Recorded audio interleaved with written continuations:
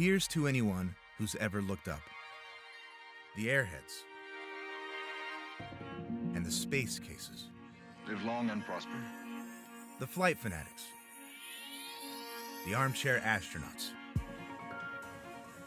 And the casually curious. Here's to those who know the thrust in newtons of a Pratt & Whitney J75 turbojet engine. And those who silently ask, what's keeping this thing in the air? Here's to those who can list the name, mission history, and favorite breakfast of every Mercury astronaut. And those who've ever searched for, how does a toilet work in space? Here's to the people who know a P-38 Lightning from a P-51 Mustang. And the people who thought those were the names of cars. Those captivated by the miracle of flight. And those who are just happy to make their flight. So whatever captures your curiosity. We choose to go to the moon. Or propels you to new heights. When it comes to the sky, there's space for all of us.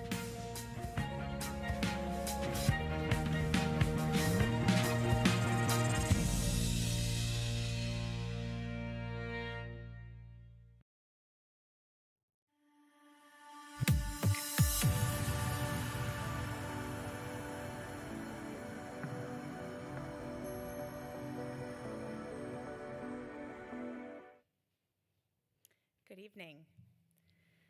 Welcome to the 2025 Exploring Space Lecture Series, sponsored by Aerojet Rocketdyne and L3 Harris Technologies Company and United Launch Alliance. I'm Dr. Emily Martin. I'm a research geologist here in the Center for Earth and Planetary Studies at the Smithsonian's National Air and Space Museum. This year, our lecture series has covered my favorite research topic, oceans. There are oceans all across our solar system. Some planets had oceans in the past. Some planets, or moons, still have oceans today. Tonight, our final lecture of this series will explore the ocean we are the most familiar with, Earth's ocean. But where did all that water come from? Our speaker tonight, Dr. Kathy Mandt, is a leader in the field of planetary science. She is an expert in the origin and evolution of volatiles like water, across our solar system, and even into other solar systems. This means that Dr. Mandt's work is really important for understanding the formation of planets and their environments, like planetary atmospheres and planetary interiors, and habitability. Dr. Kathy Mandt is a planetary scientist at the Planetary Systems Laboratory at NASA's Goddard Space Flight Center. Dr. Mandt has worked across the solar system, and when I say across the solar system, I really mean across the solar system. And here are some of my favorite highlights. It's a highlight reel. It's not all inclusive, it's not everything. Dr. Mandt is a co-I on the Lunar Reconnaissance Orbiter Lyman Alpha Mapping Project, as well as the lead for the volatiles team on the Lunar Reconnaissance Orbiter. She was a science team member on the neutron mass spectrometer on the Cassini mission to the Saturn system, hey Saturn, and a member of the science team for the Europa Clipper's plasma instrument for magnetic sounding. For those of you that spells PIMS. Dr. Mandt was also a science team member for the ion and electron spectrometer on the Europe. I have Europa on the mind, I'm so excited. On the European Space Agency's Rosetta mission to, guys, I've practiced, 67P Churyumov-Gerasimenko. I got it wrong, Gerasimenko. And was the liaison to Rosetta's orbiter spectrometer for ion and neutral analysis mass spectrometer team. And Dr. Mandt is on the committee coordinating teamwork between NASA's Europa Clipper mission and the European Space Agency's JUICE mission to explore Jupiter's icy moons. Space science loves an international collaboration. Tonight, Dr. Mandt will be presenting her talk, The Origin of Earth's Oceans. It is my pleasure to present to you all Dr. Kathy Mandt.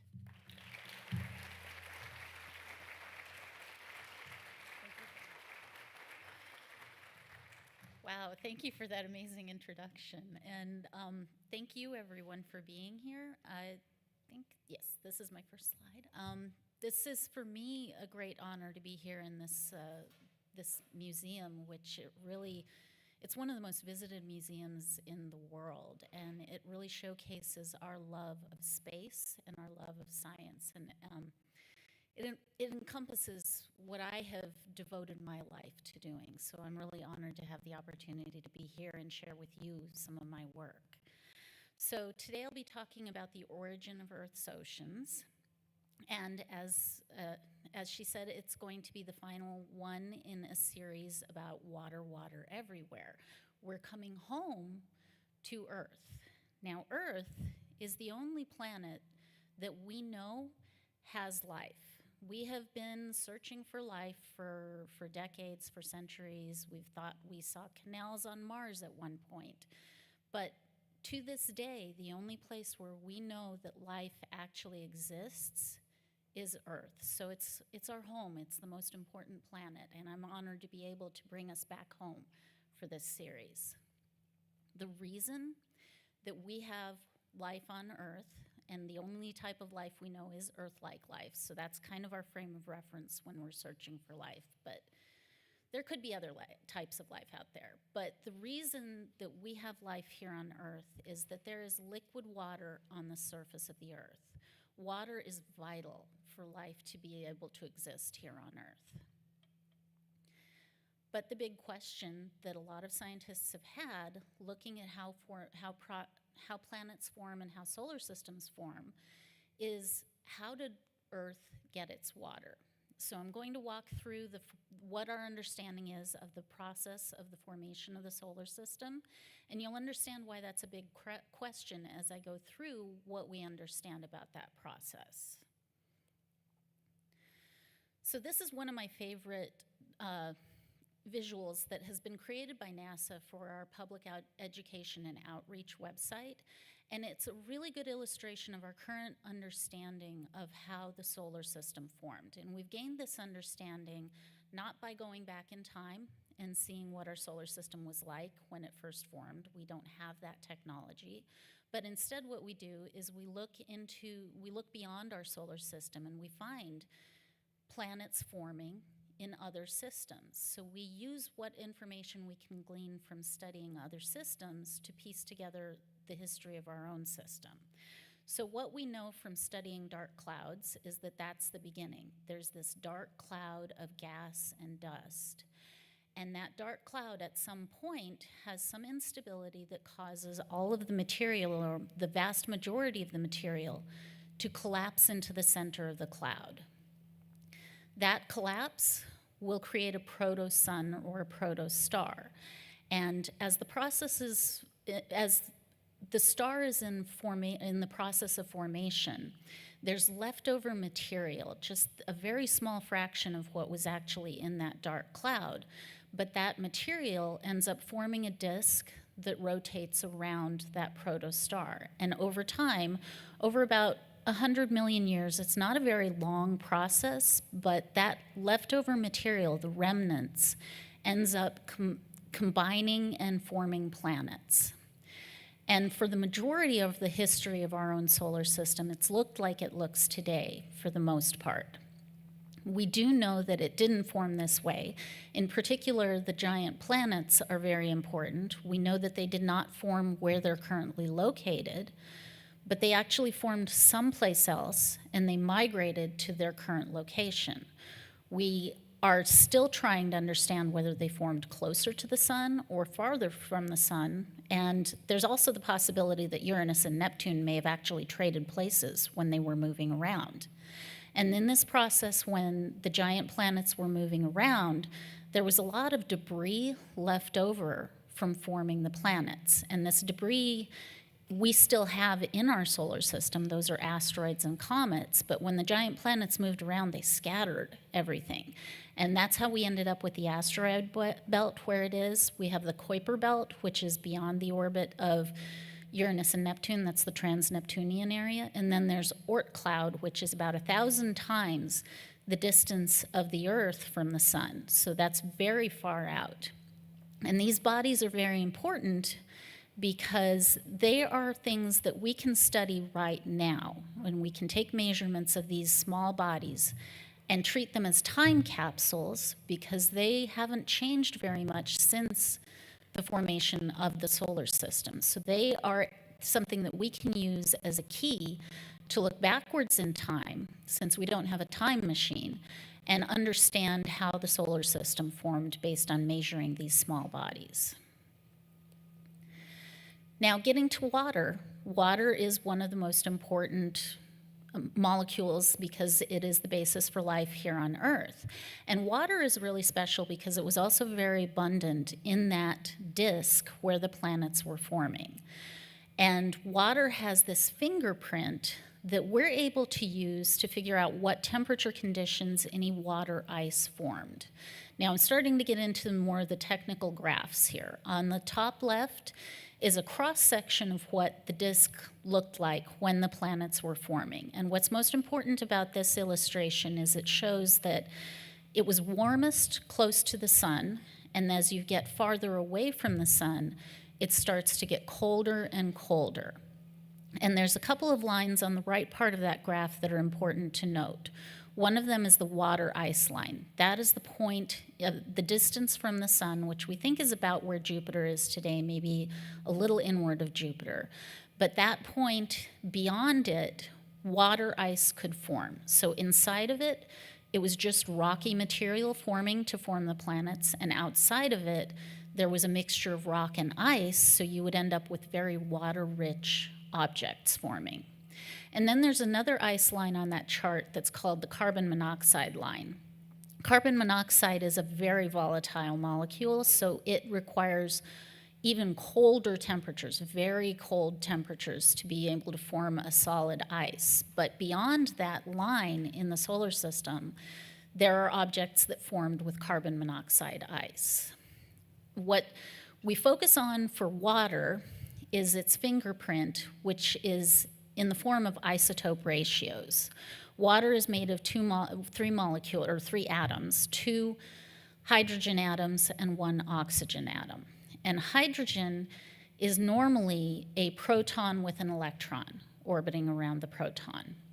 But there's a rare form of hydrogen where you have a neutron or in the center in that nucleus, and that makes that hydrogen atom weigh twice as much as the most common form of hydrogen, and we call that deuterium. And the amount of deuterium that is mixed in with water in various places in the solar system is able to tell us what temperature water ice formed at. The more deuterium that's present, the colder the temperature conditions that water ice formed. So this is a fingerprint that we use to try and figure out the source of water for different objects in the solar system. Now, returning to Earth, we know that Earth formed inside the water ice line. So when we formed, we didn't form the rocks that ended up combining to create the Earth.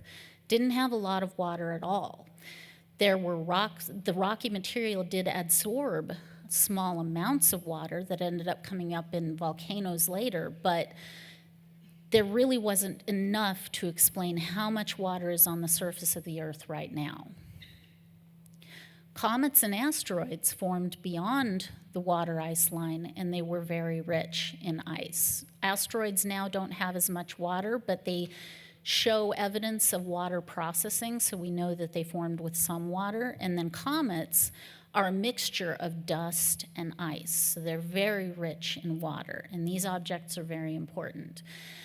We have found some comets here in our solar system that have a large amount of carbon monoxide, far more than most comets. And we call these carbon-rich comets, and we think that they formed outside of the carbon monoxide ice line, so they formed really far away.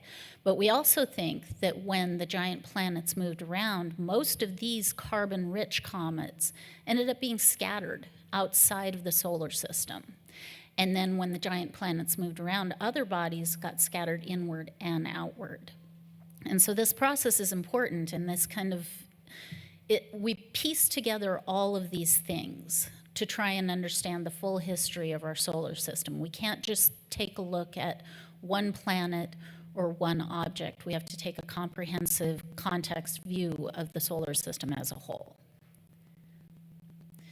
So the majority of the water that we here have on Earth now, we believe was delivered when the giant planets moved around and scattered these water-rich bodies inward to where they impacted Venus, Earth, and Mars. And all three of these planets, we believe, got their water delivered by comets and asteroids. What we don't know is how much of that water came from asteroids and how much of that water came from comets. We do know that asteroids formed closer to the sun and that comets formed farther out, and then there's some special comets that formed even farther out beyond that are carbon rich. But we don't have enough information to know how much of each of those types of small bodies did this. So we use the deuterium to hydrogen ratio in Earth's water and compare it to measurements that we make in the solar system of materials that serve as analogs for the potential sources of Earth water. Now, the D to H in the sun is a very low value. There's not very much deuterium in the sun. And we believe that any water that was in the region where the Earth formed had a value similar to solar water, because that water had evaporated from ice and it was mixing with molecular hydrogen, and they ended up sharing the same D to H value. So that would have a very, very low value. We get a sense for the D to H ratio in asteroids by looking at meteorites, and a special type of meteorite called chondrites. These are organic rich materials that are from the formation of the solar system, and the D to H ratio in most chondrites is very similar to the value that we have here on Earth in our oceans. So that seems like pretty good evidence that the majority of our water could have come from asteroids and not comets.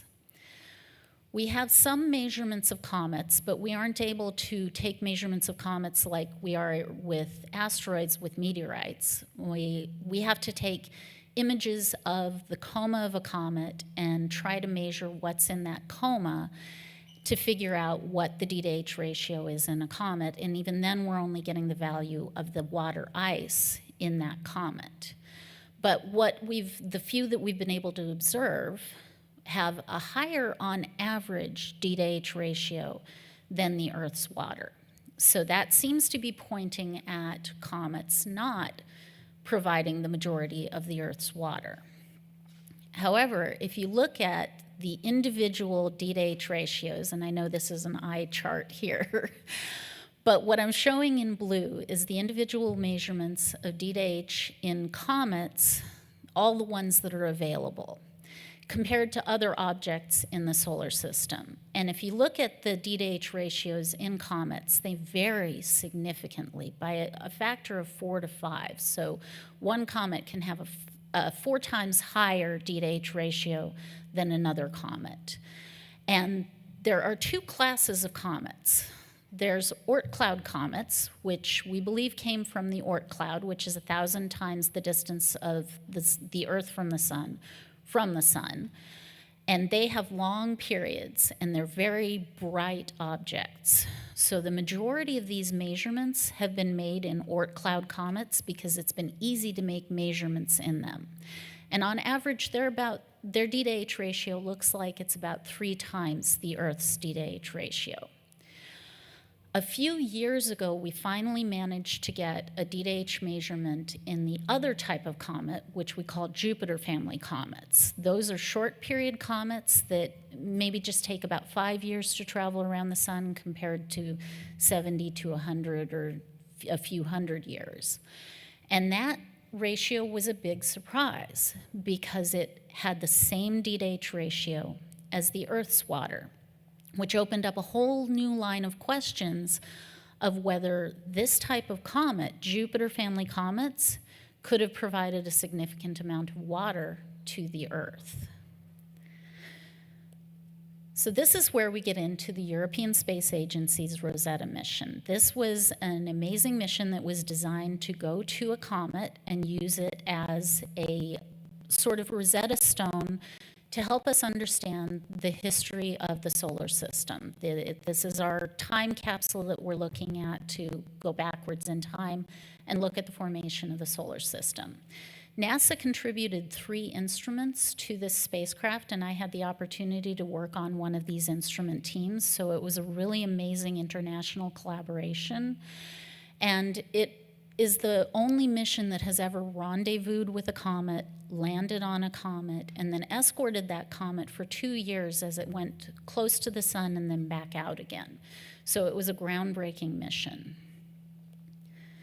The instrument that was key to understanding the time capsule aspect of a comet for understanding the history of the formation of the solar system was the Rosetta instrument. This instrument was made up of 3 components, and the majority of them were built at the University of Bern in Switzerland, but US universities also provided components of these instruments, so it was also within an international collaboration mission. The instrument itself was an international collaboration between industry here in the US and in Europe. And this instrument, the one on the bottom right, was the most important for making these measurements because it's a mass spectrometer, which takes in an amount of gas, looks at the molecules that is in that gas, actually sniffs or tastes the gas, and figures out how much of each molecule is present. And it's probably the highest mass resolution mass spectrometer that's ever flown in space. We've had several missions where we've used mass spectrometers because they're extremely valuable for understanding atmospheres and understanding things like comets. And one of the primary measurements that this instrument was designed to make was the D/H ratio in water. So the Rosetta mission, like any mission that goes beyond Mars, was a very long-term mission. Anytime you go beyond Mars, this is something that we can't have humans do. We need robotic missions to explore beyond Mars. And even now, we can't send humans to Mars. We're still working on developing that technology. But going beyond Mars requires a long time to get there. And a comet is especially difficult because the orbit of a comet is unique. It's very elliptical, so they go very far out from the sun at aphelion. This one went out farther than the orbit of Jupiter. And then when they come in for perihelion, that's the closest distance from the sun. That is around Earth's orbit for this comet. Now, so what happened with this mission was it launched in 2004, and it took 10 years and 4 gravity assists, and we had to put the spacecraft into hibernation because it got too far from the sun for the solar panels to be able to power the spacecraft. So the only thing that was powered on the spacecraft for a brief period of time was a clock that was designed to wake the spacecraft up when it was close enough to the sun again to be able to operate. And this was one of the scariest things because nobody had ever done this with a spacecraft where we put it to sleep and just hope it wakes up. And we were quite lucky because it did, and we had a very successful mission. So it arrived in 2014. So if we can go to the next slide. Now, missions like this, robotic science exploration missions, are always full of surprises. We are sending robotic missions to places humans can't go, to places that we cannot see very well from Earth, that are new ground for us. And this was the first time we had ever visited this comet. So we had a series of surprises just within the first few weeks as we approached the comet. One of them was the appearance of the comet. What I'm showing here is what we expected the comet to look like based on Hubble Space Telescope observations of the nucleus. Now, at the time, the Hubble Space Telescope was the best observatory to be able to take any images of this. So this was the best of the best, what we could get. But as we started approaching the comet, we have a navigation camera that we used to actually navigate the spacecraft that returned these images that were very different from what we were expecting. We were expecting an object, not a duck. But once we discovered that it looked like a duck, we had way too much fun with it. We even would make these models of the comet so that we could like shine light and figure out which areas would be lit up and which areas would be in darkness, and we would study those. And we even had way too much fun with those models. But this was our little ducky, and we loved our little ducky. One of the other surprises was the type of activity that we observed at the comet. We knew that comets were releasing ice that was sublimating and flowing out, and that would be the activity that produces the coma that comets are most famous for. And that gas would lift up dust as well. One of the surprising things that we saw is that there are other activity drivers on the comet. This is showing in 3 images from the navigation camera where they were taken 7 seconds apart, and between each of these, a jet suddenly appears and then suddenly disappears. So there's some sort of destabilizing activity in the nucleus that causes an outburst of water and dust and creates this jet that goes away quickly. And we still don't fully understand what drives this type of activity, but it was another one of the amazing surprises that we get from robotic missions. The other surprise about activity was how it affected the spacecraft. Now, we knew that as we got closer to the sun, the comet would become more active. When we first rendezvoused with the comet, it was inside the orbit of Jupiter, but it wasn't very active at all. So on this chart here that the European Space Agency created to illustrate the activity of the comet, we first arrived when it was more like just a little rock, maybe with a little gas coming off. But we stayed with the comet all the way around through perihelion, the closest point to the sun, and then all the way back out to where the activity died down again. So we saw the whole evolution of activity for the comet. And we knew that there would get to be a point where, when we first arrived, we mapped the comet. So we got within very close range and orbited and took all these pictures. But we had to move away because as more and more gas is coming out, and we have solar panels that are effectively like a sail, we would have to move away because it would be hard to control the spacecraft with all this gas flowing against those solar panels. And we knew we'd had to be prepared for that. So we thought about the effect of gas on the spacecraft. Now, our plan was when the activity got to be too much, we would move out to a safe distance, and then we would plan close flybys of the nucleus. So we would plan to fly into the coma, fly close to the nucleus, and then fly back out. And unfortunately, the very first time we did that, we discovered something that we had not considered. We use star trackers to control spacecraft. This is a pretty common tool for spacecraft to be able to figure out their orientation. So these star trackers take an image of the stars, compare those to a map of the stars, and that tells us where the spacecraft is pointed. Make sure that we're pointed at Earth. Make sure that the solar panels are pointed at the sun and we don't run out of power. But as we got close to the nucleus, we saw this, and we had forgotten the fact that there's a lot of dust in a coma, and that dust is icy, and when the sun shines on the dust, each dust grain looks like stars. So the very first time we tried to do this maneuver, the spacecraft got confused and went into safe mode, which is the scariest thing that can happen when you are in charge of a robotics mission. So it went into safe mode, moved back out, but we managed to recover the spacecraft and continue the mission, and we had to throw out all of our operations plans and rewrite everything with this new knowledge about the dust. Now, the dust is important in other ways, so you're going to see this come up later.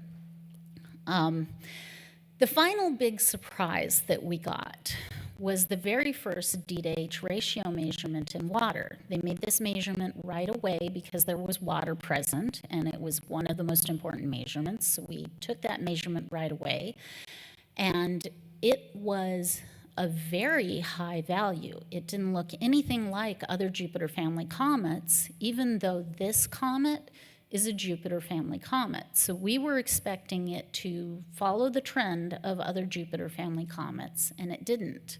In fact, the D to H ratio that was measured ended up being higher than the average value for Oort cloud comets, so it was really weird to see.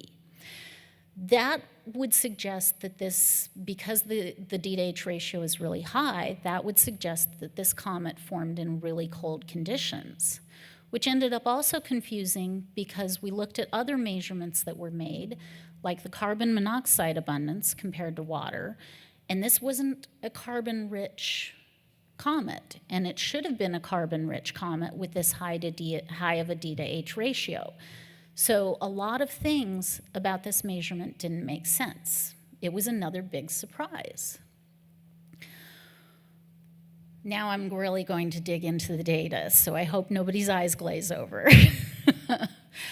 But what's important about these two figures, the figure on the left illustrates what the data looks like that we use to measure the D to H ratio. What we have to do is take all of the molecules that have a mass of 19 atomic mass units to try and find HDO, water with deuterium. And we have to separate them according to their mass. But there's 5 different species in that mass range. And what's really frustrating about deuterated water is it's in that third peak on the right of this figure, and it overlaps with water that has a heavy oxygen instead. So oxygen normally weighs 16 atomic mass units, but there is an isotope of oxygen that weighs 17. So H217O and HDO weigh the same, and they weigh close enough to the same that they overlap in their signal of this. So analyzing this data was extremely challenging. We would take a spreadsheet and play around with these numbers, and analyzing a single data point would take weeks. So up to the point where we started working with the data, there were only about 150 data points that had been analyzed because of how difficult it was. But then I met Jake, who is an exoplanet scientist, and he's been using this method called Bayesian nested sampling, which I won't explain because I'm not an expert in. But he's using this to take data from JWST on exoplanets and try and figure out the probability of different molecules actually being present in an atmosphere that JWST is observing. And this is a more statistically robust way of separating overlapping signals than what we were trying to do by hand using spreadsheets. It's also a lot faster, so we were able to take 16,000 individual measurements of the mass 19 and analyze those very quickly, and we found that 4,000 of them had a strong enough signal to noise and a good enough fit to the data that we could actually look at the variability of the D to H in the coma over the entire 2-year mission, which covered a wide range of distance from the sun and a wide range of distance from the nucleus. And that's what is shown in the figure on the right, where the top row is the D to H ratio, which varies a lot.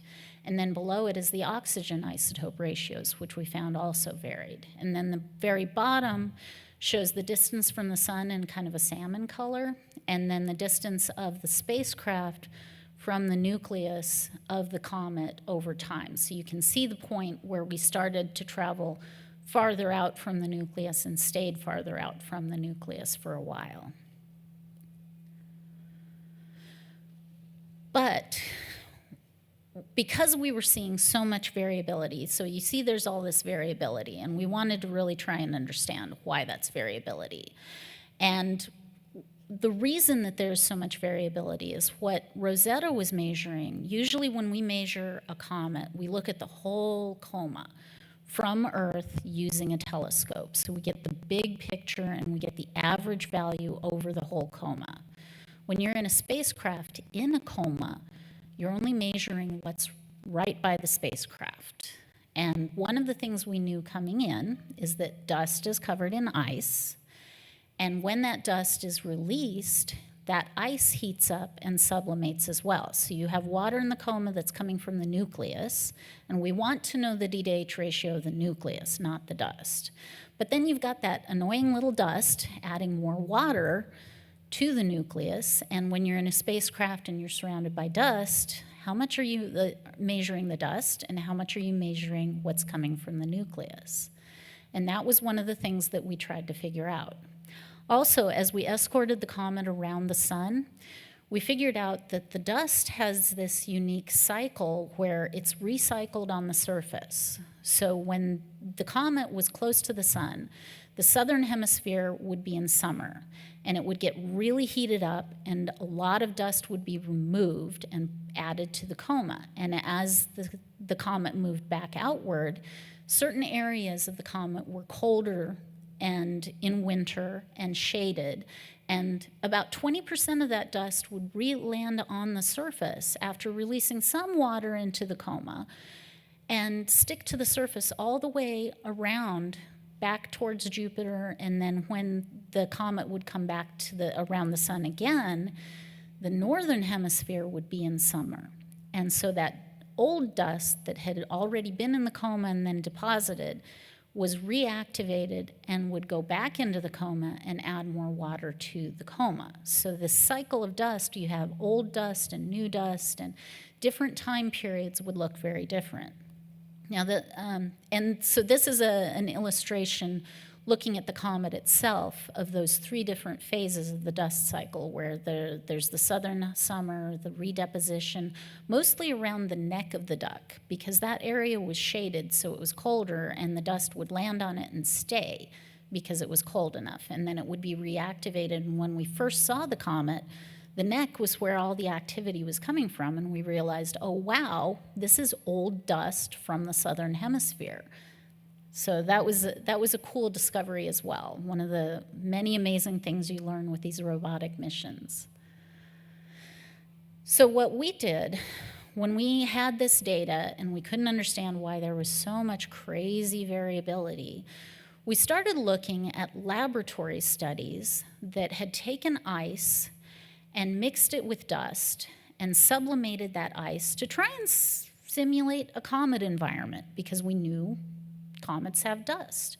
And what they found was that when they take ice and heat it up and the ice flows as gas through the dust, that the D-to-H ratio in the gas that had passed through the dust would be higher than the D-to-H ratio in the ice. And the reason that that happened was that deuterated water was sticking to the surface of the dust grains while regular water was being released. So the ice that forms on dust grains is inherently enriched in deuterium, which in the case of our comet means that when Rosetta is surrounded by dust that's giving off ice, we're getting extra deuterium from that dust. And when we looked at the measurements, another crazy eye chart, but when we mapped out the measurements during these different dust phases, we found that the D-to-H ratio varied the most when we were around old dust. It varied significantly compared to where there was less of that dust. And that if we moved outward, even during perihelion, the farther we got away, the lower the D-to-H ratio would be, which suggested we were moving away from the influence of dust, because eventually these dust particles are really small, and they would release their water and they would dry out. And so we would get to a point, if we're far enough away from the nucleus, that we could avoid the influence of the dust and see more of the gas that's just coming from the nucleus. So when we plotted the data as a function of distance from the nucleus itself, we found that at one point the D-to-H ratio would level out. And that's what we decided was the best representation of the D-to-H ratio of the nucleus itself. And that was quite a bit lower than the initial value that had been published. And in fact, it was closer to the value in the Earth's oceans, which now started to make sense. We have a D/H ratio that looks more like other Jupiter family comets. We have a D/H ratio that agrees with the amount of carbon monoxide in this comet. And we have a D/H ratio that reopens the question of whether Jupiter family comets could have been a major contributor of water to the Earth. And so with that, that's my last slide, and I can take questions.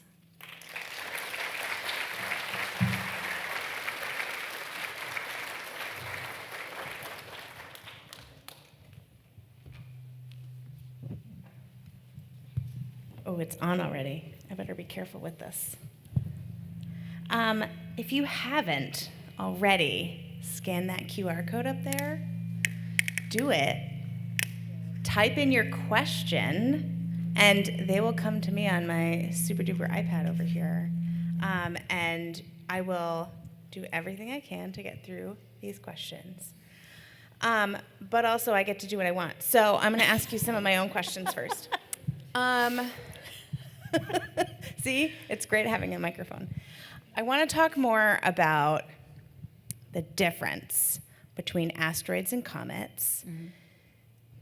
Because what's a Jupiter family comet? I think of as asteroids, rocky, comets from the Oort cloud are icy.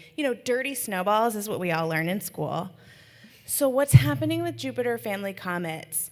Did they come from the Oort cloud? Are they kind of like an Oreo cookie style where like it's a half and half kind of mixture sandwich situation? Like how do we have a third kind that I didn't know about? Yeah, so we're still trying to understand how each of these comets, each of these small bodies got to where they are. In fact, there are comets in the asteroid belt that are actually releasing water, and they're close enough to the sun, which we're still trying to figure out how they got there. But Jupiter family comets actually come from the Kuiper belt, which is just beyond Neptune, or it's in the region of the orbit of Neptune.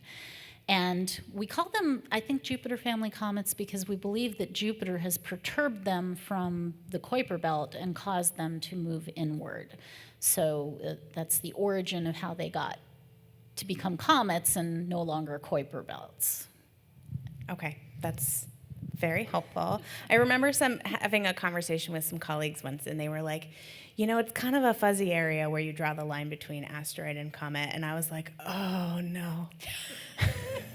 We thought we knew. I thought I knew. Yes. So much harder than I expected it to be. Yeah. Because, of course, asteroids have ice on them, and comets have rock in them, and it just got so much more complicated. Yeah.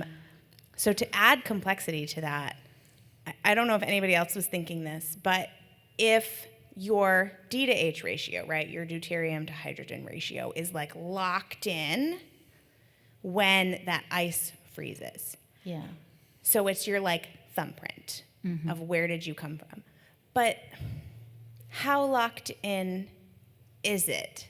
Given that we have a lot of things in our solar system that didn't form in the places where we see them now. Mm-hmm. So how do we know how locked in that D to H ratio is so that when you go and do things like this, which is very cool, that you know you're sampling that origin story rather than the Voyager story? Yeah. I don't know. Like the places Nature it's been versus nurture. Right. Yeah. Yes. Perfect. Well, we do believe, like deep within the nucleus, the ices of a comet do represent that nature side of things, the formation of those ices, where they formed in the protosolar nebula. But as our work has shown, dust can kind of confuse things, and you have these objects that come close to the sun, they heat up, there's mixing of gas with the dust and refreezing, and then they come back out. And they heat up into a certain depth, so there's also loss of volatiles like carbon monoxide that don't need as much heating, so they end up getting pulled out of the nucleus at a much earlier stage than water. So we don't know exactly how much these comets originated with carbon monoxide compared to water, because they may have lost some from the nurture side of things, from heating up and coming back out. So this is an area that is open for investigation, and it's also a question that we now have with a lot of other comet measurements, because most of those measurements that I've shown are a single measurement where we looked at the coma from Earth and we got the measurement.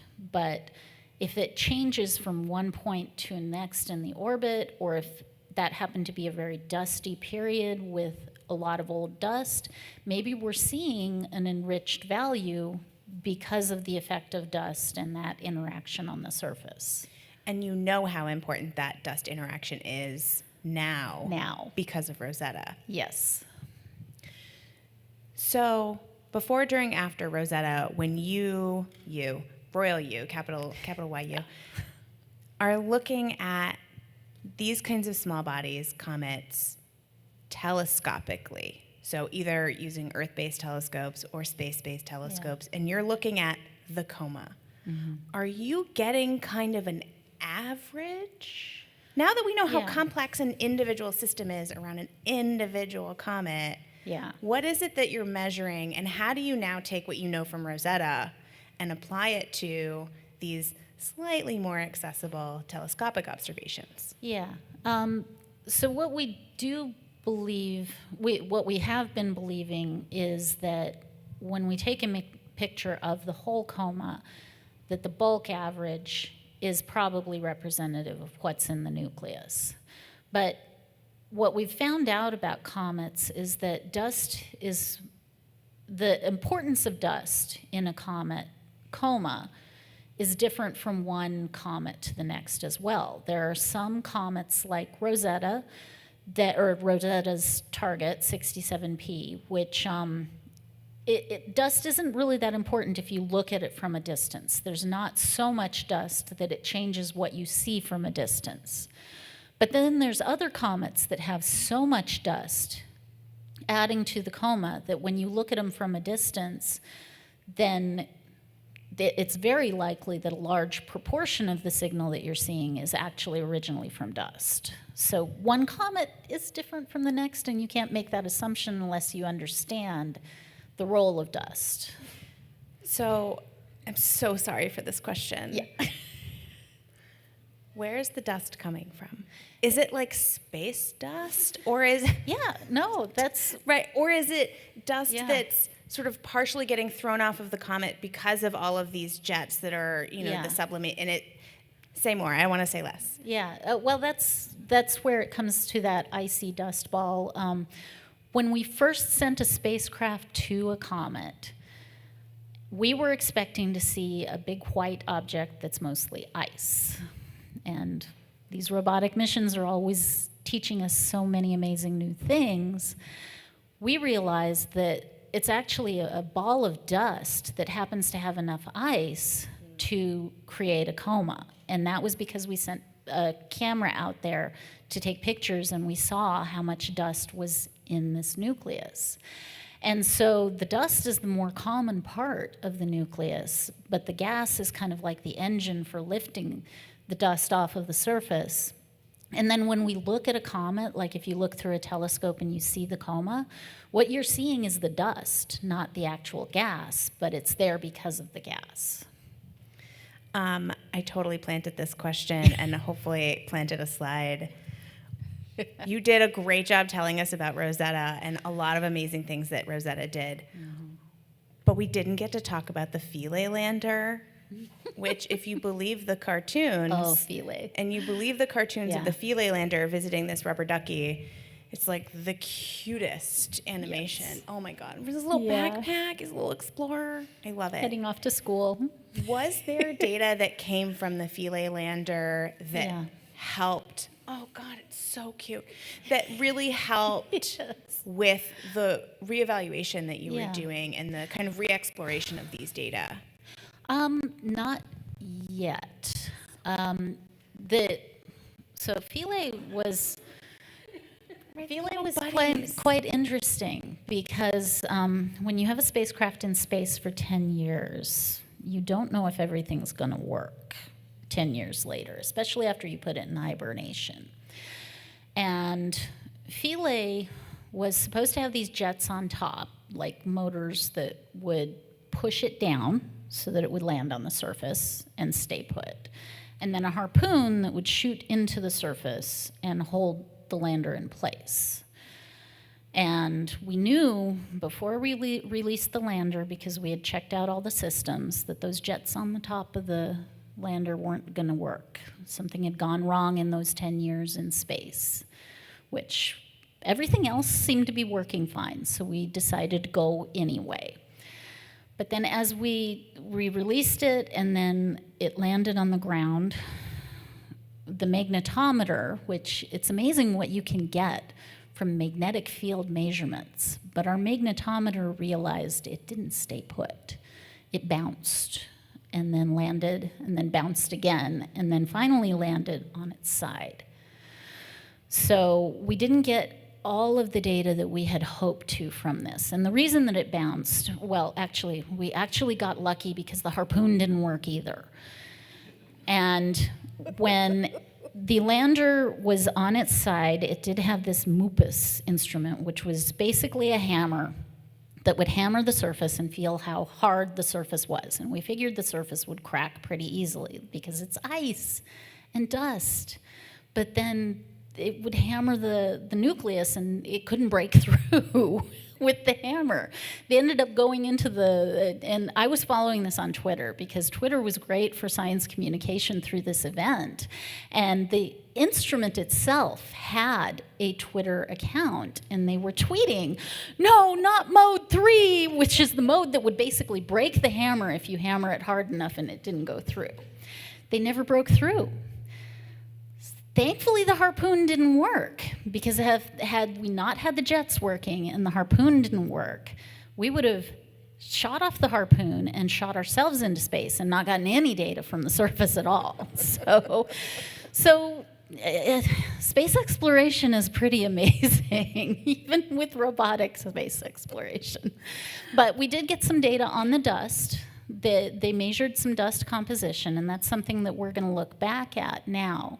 But they weren't able to really measure the DH in the water on the surface. Yeah. I mean, the drama of space exploration and how it was really sort of anthropomorphized in a lot of these illustrations that they were putting together, I think was just such a brilliant tool to get everybody really deeply invested in something that I think maybe otherwise they wouldn't have been. And I think it was such a great illustration of how to really engage people in these stories, because the drama is good. I mean, it is exciting. It is heart pound. I mean, it is really exciting to watch. Yes. And if you've never watched a launch, streamed a launch on NASA TV, do it. It's so good. I mean, the number of times I've streamed the collection of the Bennu samples from the Utah desert and just, maybe we're just nerds. It's gripping TV. You should do it. I mean, it's completely unscripted reality television. I mean, it's about as good as it gets. Yeah. And I want to talk a little bit more about samples, because sample science is a big thing that's having I don't want to call it a moment, because it's been a long time coming for sample science to kind of regain some of the traction that it really has deserved over the years in terms of the problems that we've solved with sample science. And you talked very briefly about samples, meteorites, and doing tests on meteorites. And I'm wondering if you have anything that you're really looking forward to learning with respect to, whether it's small bodies, whether it's learning about our Earth, with any of this upcoming sample science or any new meteorite falls that maybe are really exciting. So I think the thing that I'm personally most excited about is the Artemis missions and the possibility of returning ice from the south poles of the moon and studying the composition of that ice, because that ice may have come from a comet, or it may have come from asteroids. It may have come from volcanoes billions of years ago in the moon itself. And so returning samples of ice from the moon with the Artemis mission, that's part of the goals of the Artemis missions that are coming up, not just one, but we have multiple that have been planned or are in design. And I would really love to know the composition of those ices, not just the water and the D-to-H ratio, but there's noble gases mixed in, and there's other molecules like methane and carbon monoxide. And all of that material can tell us something about whether it came from a comet or something else. Since we're going a little into the future, right? We Yeah. talked about sample science. We have a great sample collection now. I think now that we've done so much work on those samples, Yeah. we're ready kind of for this new batch. Yes. But there's some other really exciting missions that are en route right now to small bodies. I think small bodies is really having this, Yeah. I don't want to say moment again because it's redundant, but also not true. Like, small bodies, I think, are getting their due diligence now in are. the Lucy mission, the Yeah. Psyche mission. I'm certain I'm missing another one. Yeah. We just, completed a few years ago the Ceres Yeah. Ceres and Yeah. Vesta, right? The Dawn mission. Lucy and Psyche, I think, have some really cool stuff coming down the pipeline. Is there Yeah. something about one of those missions that, like, you're really looking forward to results on? Yeah. Well, I think Lucy is really interesting because they've already done 2 flybys of asteroids, but neither of these asteroids are the actual targets of these missions. They've done these flybys entirely to practice operating the spacecraft and operating the instruments. Yet our very first one of Dinkinish, we discovered it had a moon, and that moon was kind of like our duck bilobate.